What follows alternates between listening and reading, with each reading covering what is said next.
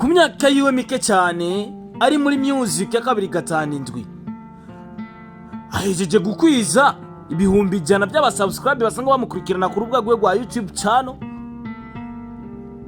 Aho ni mu gihe hari abantu benshi bamaze iminsi babigwanira gushikana ubu batarashikana ibihumbi 100 by'abasubscribe.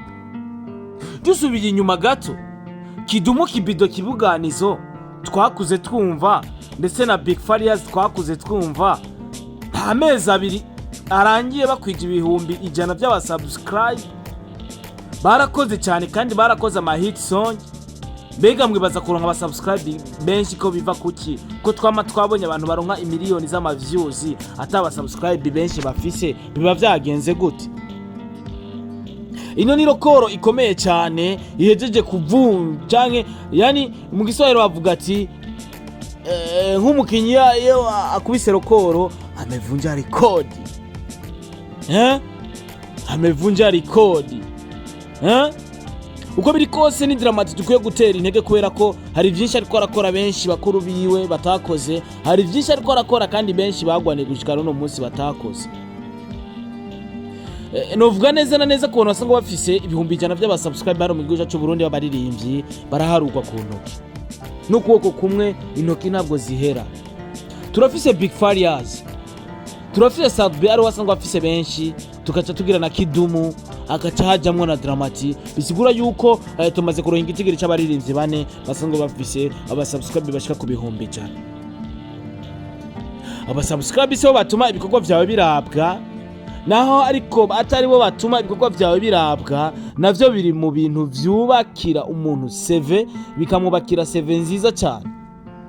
Kuno musi muri Afrika turafise Diamond Platnumz, numwe mu baririmbyi ba mbere, n'umuririmbyi wa mbere muri Afrika asanzwe afise abasabone benshi basanzwe bari canke bakurikirana urubuga rwe rwa YouTube channel bamaze gukora sabone. Uno musi Dramati agiye mu baririmbyi bane dufise, agira kane mu baririmbyi dufise, mu baririmbyi batatwari dufise nawe agiye kugira kane kugira aje mu baririmbyi basanzwe bafise ibihumbi 100 by'abasubscribe. Fizo yakoze imyaka myinshi ndetse na Kidumu, ariko nta amezi 3 aheze bakwije ivyo bihumbi 100. Sadbi yarakoze kuva kera 2010 twaramubona Sadbi, 2006 Sadbi yarahari.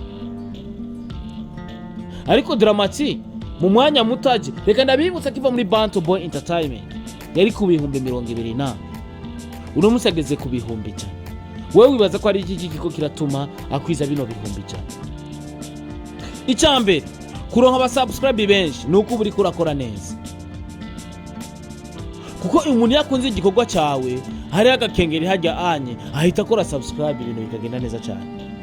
Ariko tunabibutse yuko hari ababona ibikorwa byiza ariko gukora subscribe ugasanga muri we nta bimurimo, nkuko usanga dufise abantu badukurikirana ugasanga urafise nka 48% z'abantu bakurikirana ibikorwa bya ariko batarakora subscribe. Reka rero tuvuga ati ino rokoro yarayakoze uno muhungu yo gukwiza ibihumbi 100 by'abasubscribe, ni rokoro nziza cyane. Reka tunabibutse yuko hari abantu batarayikwiza ariko vuba bashobora kuyikwiza. Turafise Double J ari mu ma 90 combien, turafise ba Kiriko Akiri nabone bariko baraza gahoro gahoro, turafise aba ba D1 nabone bari nyuma bariko baraza gahoro gahoro, vuba nabo bagiye gukwiza ibihumbi 100 by'abasubscribe ku mbuga zabo za YouTube channel. Bisigura yuko Uburundi umuziki buke buke uri kuragenda utera imbere.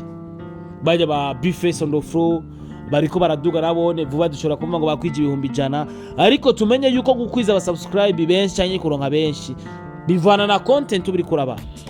Ni mubazanire content ibikorwa vyiza, abasabone bazoduka gahoro gahoro, ibintu bigende neza cyane. Reka rero mvuga ati reka tumufelicite uno muhungu kuva imuyinga neza na neza, aho arayakoze amateka ibihumbi 100 y'abasubscribe basanzwe bamukurikirana ku rubuga rwe rwa YouTube channel. Inyuma yo kuduhereza indirimbo Madame, inyuma yo kuduhereza indirimbo Itamporize, izo ni zimwe mu ndirimbo novuga yuko zamunkaye abafana benshi cyane. Atarakora Madame nakubwiye yuko yarari mu bihumbi 20 ariko no musa kwije ibihumbi 100. Umuntu naho wowe umwanka akoze ibikorwa vyiza vuga ko yakoze ibikorwa vyiza, kubera ko dukunda ibikorwa vyiza ntago dukunda ibikorwa bibi. ntushigikire Dramati kubera ari umujama wawe, shigikira ibikorwa vyiwe kubera ari vyiza cyane, shigikira rero n'abandi baririmbyi kubera ko bakoze ibikorwa vyiza cyane. Amazina yanje ni Starboy The Ship. Muri no minsi sinifuza icyonci, nifuza ikintu cyose mu gihe kibaye muri industry ndagishikiriza abakunzi ba Star TV kugira nabo babandanye kugifiringa canke babandanye kukiryohererwa kubera ko namateka kuri Dramati ndetse namateka no ku gihugu. Uno musi Dramati mu baririmbyi basigiye bahamagara ku call live ku ma radio atandukanye mu gihugu cy'u Rwanda ndetse n'ibindi bikorwa bimwe bimwe. Ni na Dramati yimirije kuja Belgique le 27 muri kuno kwezi kwa gatanu araja muri Belgique guteramisha abarundi bari ndetse n'abanyarwanda ndetse isi yose niho izobiri. Bisigura yuko numwe mu bahungu bo gushigikira gufata mu bwoko bwa tubandanye gushigikira ibikorwa by'iwacu. Challenge ziraba ino challenge baye tumenye ukuntu tuyibamwo kugira ibintu bigende neza cyane. My name is Starboy The Ship. Thank you so much mwese muko muradukurikirana, mwese mwari ko murakurikirana kino kiganiro cyo kiraca kuri Star TV. Imana ibahezagire cyane, ndababwira ko ndabakunda cyane, ndakwibutsa ko Dramati indirimbo itampori zigeze kuri 1,500,000 mu kwezi, indirimbo nayo Madame igeze kuri 4,500,000 mu mezi 8. Ndababwira ko ndabakunda cyane. Thank you so much mwese muko muradukurikirana, Imana ibahezagire. Thank you.